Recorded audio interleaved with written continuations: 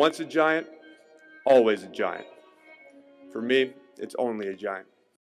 What's going on YouTube? Diggy546.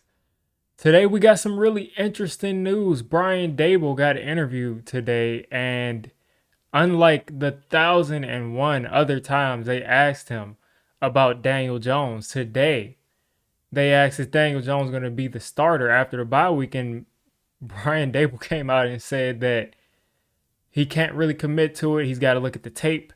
He's got to review everything before he makes any decision. And that just kind of shows you that it's probably headed that direction that we all expected to go before the season. Now, he said we'll do whatever is best for the team. And I think that pretty much means we may have seen the last game that Daniel Jones has played as a New York Football Giants quarterback. I think we may have seen the last game. And I mean, I'll tip my hat to him. Listen, I've criticized him, but he has given a lot to this team. He's gotten hurt. He's thrown it all out there. He's tried his hardest, but he's just not able to get it done. Now, he's had a couple of decent games this season. He's had some good games this season, but he's also had some horrible games this season. And I think it's really just come down to a bunch of missed opportunities. Missed throws down the field, missed opportunities on third down, missed opportunities over and over again. All these little missed opportunities that people just kind of push under the rug, they add up and they add up and they add up. And as soon as you get to a part where these missed opportunities are happening 4 or 5 times a game, it becomes difficult to run a successful offense. And we've seen it across different coaches. We've seen it across different regimes, different players, different receivers, different tight ends, and we get similar results. And I think at this point, you've seen enough. You're in year 6, you've seen enough, and it looks like the Giants are finally pulling the plug on the 6-year experiment. I know some people want it to go a decade, but it seems like they're finally pulling the plug on the 6-year experiment. Now, don't get me wrong, it hasn't all been his fault. And, this is not all Daniel Jones' fault. But he's the quarterback. He touches the ball every play. So he's got to get a good amount of this blame. And blame aside, it's clear that over this long period of time, he's not going to be the guy that's going to take the New York Giants to the Super Bowl. We have not even seen him in a game of anywhere close to that magnitude. So we can't even evaluate if he has that clutch gene. We can't evaluate most of anything. And this deep into it, it's just simply time to move on. The biggest reason by far, play aside, everything aside, that the Giants are probably going to be benching Daniel Jones is $23 million. $23 million is what we'll owe him if he goes out and gets hurt. We're going to have to pay him that $23 million next year if he can't pass his physical. So if Daniel Jones goes out here in a lost season, where the Giants, I think at this point, are 2-9. If he goes out there and gets hurt here in a lost season, it serves no benefit to Daniel Jones. Besides, I guess he get that $23 million. But as far as his health, it doesn't help him health-wise, and it doesn't help the New York Giants of having to pay him.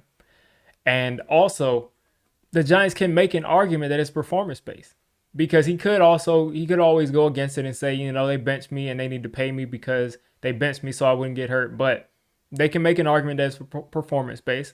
The team is 2-9. There's no better time to make that kind of decision than now. So avoid having to pay all that money. Avoid $23 million that you'll have to pay out. And I think it makes the most sense for everybody. So what's next? I mean, where were we going to be looking next? I mean, a lot of people are just saying, like, put out Tommy DeVito. A lot of people have been calling for DeVito for weeks and weeks, because when Drew Lock got out there, Drew Lock didn't look too good in the preseason. And I think DeVito is a very valid option. I think he's a guy that's picked up the offense. He looks decent in the offense. Who knows how long he'll be here? I think if Daboll for some reason is back next year, or whatever happens there, I think if he's back, DeVito is a guy that could be looked at as a backup option next year, depending on what happens with the rest of the quarterback room. I think he could be that future backup. But right now, you're paying Drew Lock $5 million. And you're paying him $5 million to be your backup quarterback. In a season like this, where nothing really matters at this point, why would you be in a situation where you're going to not put out the guy you're paying big money to? And when I say big money, I mean $5 million is $5 million. Whether he's a backup or not, You're paying the guy $5 million. Why not try to get this guy out there and see if he can make something happen, see if he can, have some kind of a spark. I know Daboll is still probably coaching for his job at this point, so he doesn't want the team to look horrible. So maybe Drew Lock gets out there, gives us a spark. He's a gunslinger. He's a guy that's going to throw the ball deep a bunch, whether it be a bunch of interceptions or not. He's going to throw the ball deep. He can move a little bit. So he's definitely an option. And I think he looked great last year on Seattle. So give him a shot. Let him get out there, get a couple games under his belt. And if for some reason he just is unplayable, then you go back to Tommy DeVito's season. Go back to DeVito. Let DeVito go out there, do his thing. I mean, I'm sure DeVito's going to have a couple of highlight plays. I think he's a solid backup quarterback. I think that's what DeVito is, and I think that's a great find that we got him. We got this guy on the team as an undrafted free agent, and I think he's going to be a solid backup for us. Now, again, it could be Daboll offense specific, so he could go wherever Daboll goes, but I think he's a solid backup. So if DeVito comes out here, I think the offense, no matter who's out there between these three, I think the offense is going to be around where it is now, which is around 17 points a game. 15 points a game. I think I don't have it in front of me, but it's somewhere between 15 and 17 points a game, and it's nothing really to write home about. And that's essentially what we're going to be looking at is a bottom of the league offense.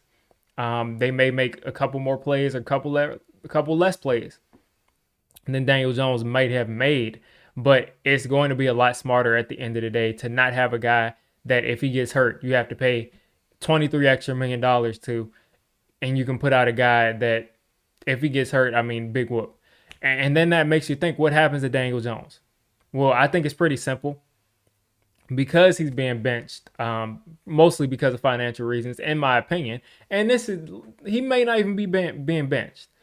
But the writing is on the wall, folks. So he may not be being benched, but the writing, in my opinion, is on the wall. But if he's benched, I think he goes to quarterback 3. And I think that it's a Drew Lock and Tommy DeVito season the rest of the way. Because they do not want this guy having to come in the game, going out. And I think if one of those guys gets hurt and he's out for like 2-3 weeks, Daniel Jones becomes a backup. But they're not going to risk this guy going out and getting hurt after this 2-9 start. I mean, there's no reason to risk it at this point. So smart decision financially by the Giants. I'm sure it's a tough decision for Daboll. I'm sure he likes Daniel Jones. Daniel Jones is a tough worker. He's a tough guy. And like I said, I'll always tip my hat to him. There's no hate towards Daniel Jones, the person. He just could not, as a football player, get things done the way that most of us felt that he needed to get done. So I'm going to wish him the best wherever he goes. I'm sure he'll land somewhere. Hopefully he gets another shot at a starting job and he can kind of, push past some of these things he's been pushing through. But I think that Daniel Jones has probably played his last snap as a New York Football Giant. Crazy to say, but it seems like, again, the 6-year experiment is finally over.